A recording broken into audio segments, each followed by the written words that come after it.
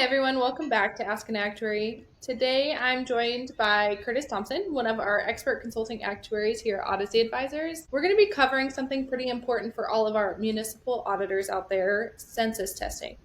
Hi Kurtis, thanks for joining me. Thanks for having me on.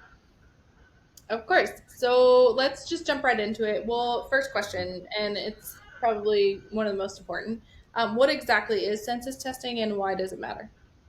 Yeah, so census testing is the process of looking at the raw data. The census is all of the active employees and retirees on a pension system or on an OPEB plan, and verifying that the raw data that is essentially driving the valuation makes sense. It's important for many ways. Like the classic saying, "Garbage in, garbage out." Right?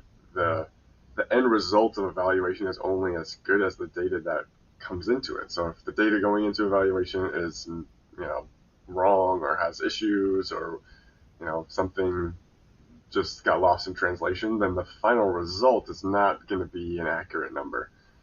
And so it's important to do some evaluation to make sure that the census makes sense.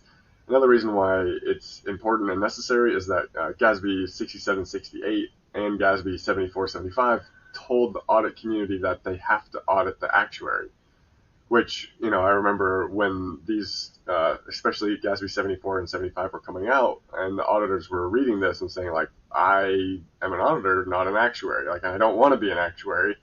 And so, like, am I going to have to evaluate this actuarial system that's being used?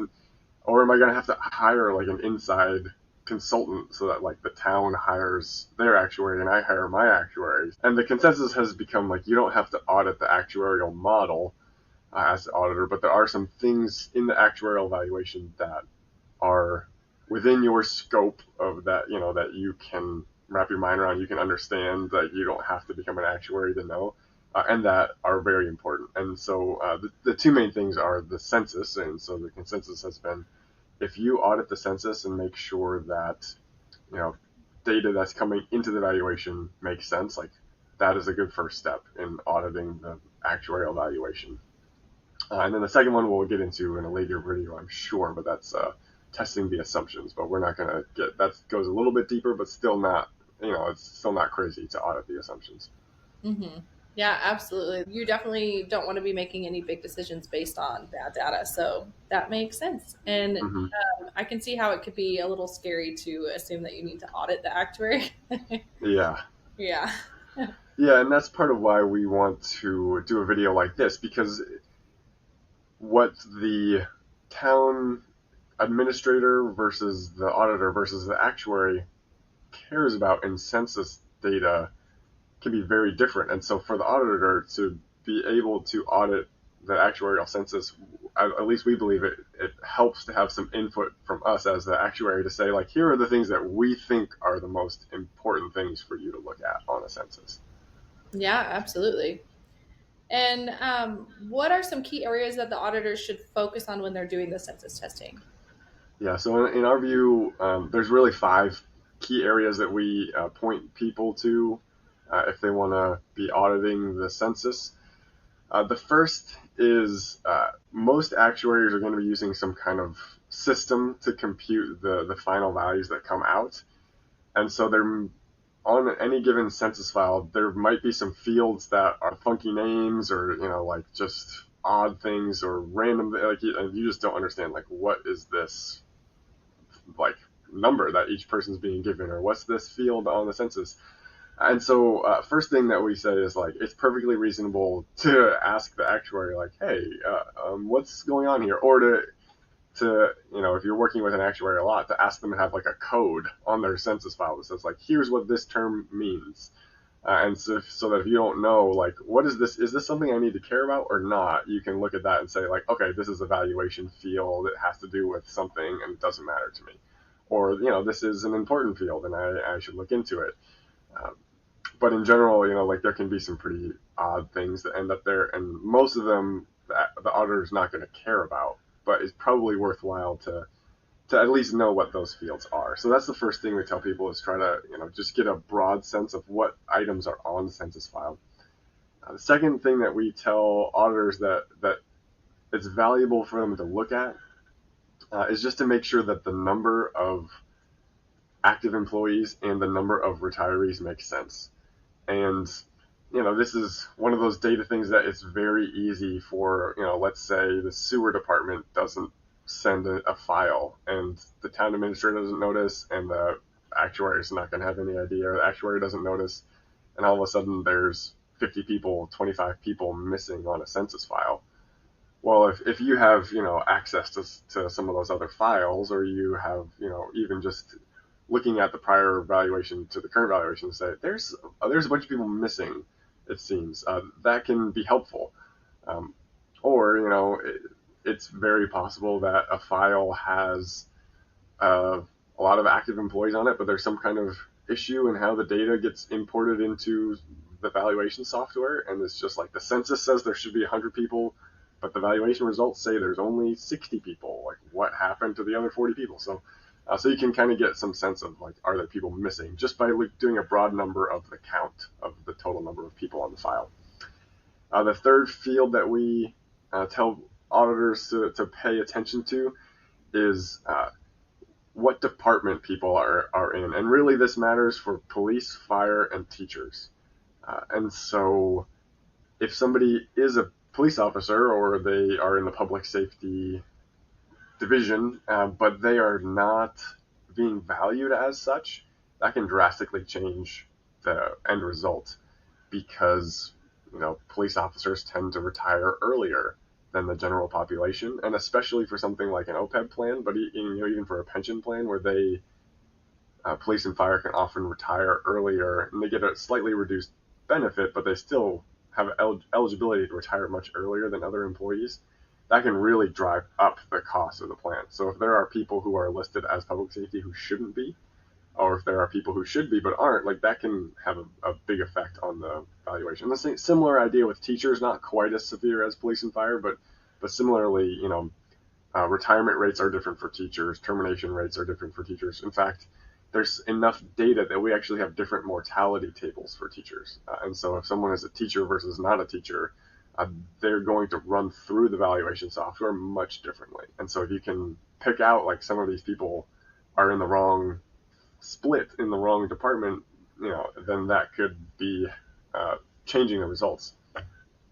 Fourth thing that we tell people to look at, and that you can audit pretty easily, is birth dates and hire dates. And one thing that I point out on this sometimes is that I haven't seen it recently, so I don't know if it's been resolved, but there was a classic issue of Apple versus Windows. And if you took an Apple like Excel file equivalent and imported it into a Windows operating system, all of the dates would be off by 4 years and a day. And that can drastically change the results. But even not counting that, sometimes we have towns that'll give us, like, a hire date, a eligibility date, and a rehire date, and, like, we'll have several different hire dates for the same employee. And that can often be something that systemically, like, if we get from the employer just one of those, let's say that we get service date, which is like when they first started, that's what we want. But let's say that we get eligibility date, like that's when they first became eligible. Well, you could have a lot of people who their actual hire date is different from their, what we're showing in the valuation is different from what their actual hire date is. And that can really change the numbers. And so we, encourage you to just pick 5 or 10 people out of the census and just verify, like, their birth date and their hire date makes sense. Because if there's an issue and you catch it, then that can, have a big effect on the valuation. Last, fifth, and final thing that we tell people to pay attention to, and this is one that we find that most people don't necessarily think about, but because of what we do, we pay a lot of attention to it, and that's Medicare eligibility. If someone is not eligible for Medicare on an OPEB plan, it really drives up their cost. So, for example, if we take the same person who's 67 years old, and one person's eligible for Medicare and one person's not, the person who's eligible might have a cost of $75,000 as their liability, and the person who's not might have a liability of $400,000. And so if either going either way. Like if we have people listed, or you see people listed on a file that says they're not eligible for Medicare, but they are, or you have some data that says they are, or vice versa. If you have a list, the town has a list of people that are not eligible for Medicare, and we say they are, uh, that's something to point out, because even just one or two people who are wrong on that field can have a big effect on the valuation. And so hopefully, those are like our top 5 areas, and there are so many areas on a census file. And so we hopefully, if you pay attention to our 5, and if you have a couple that matter to you, you'll do a good job of verifying some of the things that matter while ignoring a lot of the superfluous noise. Like there's so much that we can get lost in the weeds on the census file, and we want to try to help you focus on the things that matter. Yeah, absolutely. That's definitely super helpful to know.